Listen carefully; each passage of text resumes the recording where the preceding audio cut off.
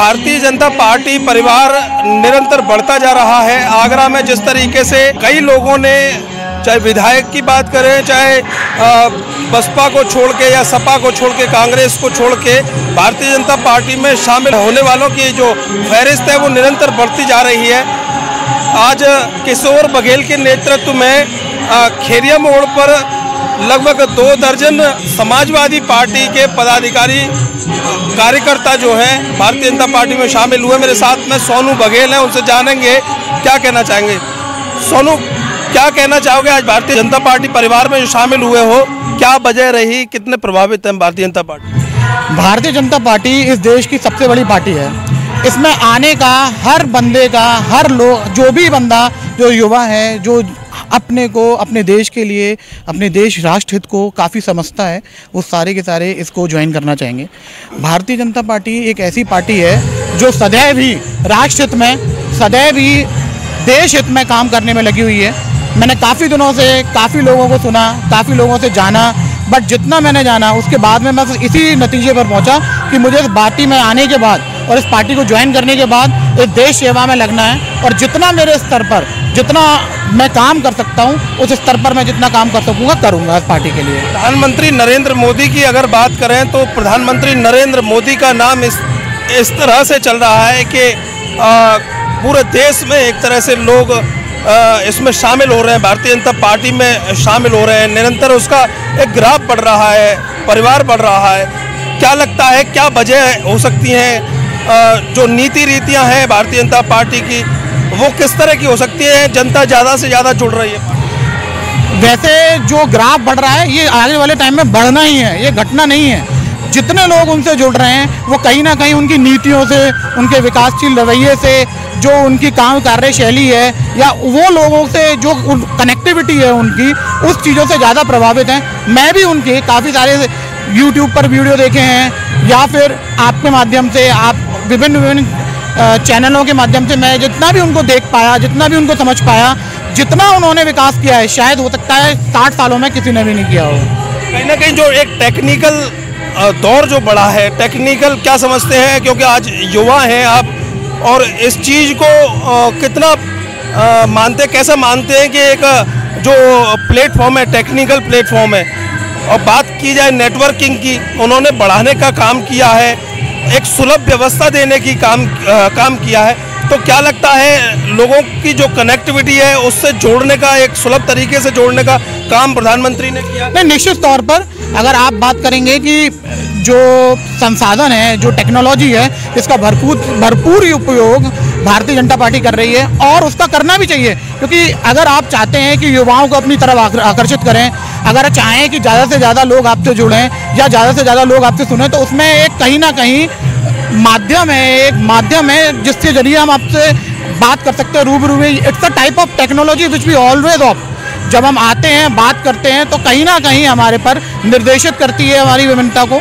दूसरी चीज़, अगर हम लोग चाहें तो अपने स्तर पर भी, अपने युवा स्तर पर भी चाहेंगे कि जितना हम लोग टेक्नोलॉजी को बढ़ावा देंगे, जिसको मोदी जी भी अभी तक बढ़ावा देते चले ही आए हैं, उन्होंने कहीं पर भी ये नहीं बोला है कि हम पुराने रवैयों को, पुराने संसाधनों को इस्तेमाल करें। जितना मॉडर्नाइजेशन को, जितना भी पोलराइजेशन को वो जो बढ़ाई दे रहे हैं, वो केवल वही दे रहे हैं। कहीं और आप किसी से कुछ नहीं सुन सकते, केवल उनके अलावा। क्या लगता है, क्या पेशा है आपका, क्या काम करते हैं आप? मैं फाइनेंस कंपनी में, श्रीराम ट्रांसपोर्ट कंपनी में मैनेजर हूँ, और मेरे साथ के लोग जितने भी फाइनेंस कंपनी में काम करते हैं, वो कहीं ना कहीं इस चीज़ को मानते हैं कि हमारी ग्रोथ, एक पर्सनल सेक्टर की ग्रोथ भी मोदी जी के हाथ में है। क्योंकि अगर आप देखेंगे कि 60 सालों में के अंदर इस निजी उद्योग के बारे में, निजी जो आपका सेक्टर है उसके बारे में किसी ने नहीं सोचा। प्राइवेटाइजेशन को लेके कभी ना सोच हुई, ना कभी उनको। अभी मिनिमम इनकम गारंटी को बात कर रहे हैं मोदी जी। हो सकता है कि कुछ ना कुछ निकल कर आए और वो उस पर वक्तव्य दे। हो सकता है कि उनमें कुछ ऐसे विजन हो जिसको वो आगे 5 साल में पूरा करने की कोशिश करें। प्रधानमंत्री के कार्यों की अगर बात करें तो प्रधानमंत्री को टारगेट करने वालों के भी संख्या बहुत बड़ी है। उन्होंने कहा है कि प्राइवेट कंपनियों को फ़ायदा पहुंचाने का काम किया है। इंडिविजुअल रूप से जो उद्योगपति हैं, चुनिंदा उद्योगपतियों को वो फ़ायदा पहुंचाने का उन्होंने काम किया है। ऐसे आरोप प्रधानमंत्री पर लगते हैं, तो एक क्या नज़रिया है आपका? नहीं, आरोप और प्रत्यारोपों का दौर तो हमेशा ही चलता रहेगा, उसमें तो कुछ ऐसा नहीं है, नया भी नहीं है। अगर हम लोग अपने प्रधानमंत्री को गाली नहीं देंगे तो उनकी रोटियां नहीं सेकने वाली हैं। अगर वो चाहेंगे गाली देंगे तभी तो उन्हें पब्लिक सुनेगी कि गाली क्यों दी जा रही है। अगर वो काम की सराहना करने लगे तो उनको कोई नहीं सुनेगा। ना उनके पास कुछ मुद्दा है, ना उनके पास विकास है। अभी राहुल गांधी जी ने कुछ 72,000 रुपये 6,000 रुपये महीना देने की बात की है। अब अगर आप इसको देखें कि इसकी फिजिबिलिटी कितनी है, क्या ये फिजिबल है? 72,000 रुपये वो महीना देना शुरू कर सकते हैं, मगर उनके लिए बहुत सारी सब्सिडीज जो आज की डेट में जनता में दी जा रही है उन सबको खत्म करना होगा। जो नीचे का तबका है उसके पास विकास नहीं पहुंचेगा, केवल और केवल ये उस लोगों के पास में केंद्रित होकर रह जाएगा जिन लोगों को एक्चुअल में जरूरत ही नहीं है। 6,000 रुपये भारतीय जनता पार्टी ने किसानों को देने का काम किया, 72,000 रुपये की कांग्रेस ने घोषणा कर दी। क्या लगता है जो एक मूल समस्या रहती है लोगों की, क्या इस तरह की घोषणाओं से वो मूल समस्याएं समाप्त हो सकती हैं? नहीं, कभी नहीं।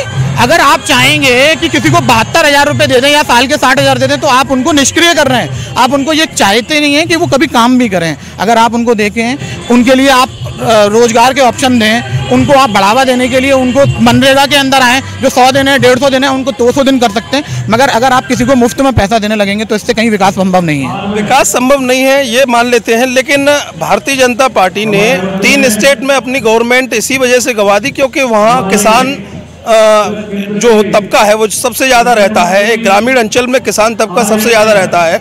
वहाँ कर्ज माफ़ी की बात कांग्रेस ने की, MP की बात करें, छत्तीसगढ़ की बात करें या फिर राजस्थान की बात करें, तो तीनों ही जगह तीनों ही स्टेट में भारतीय जनता पार्टी ने सरकार को गंवा दिया।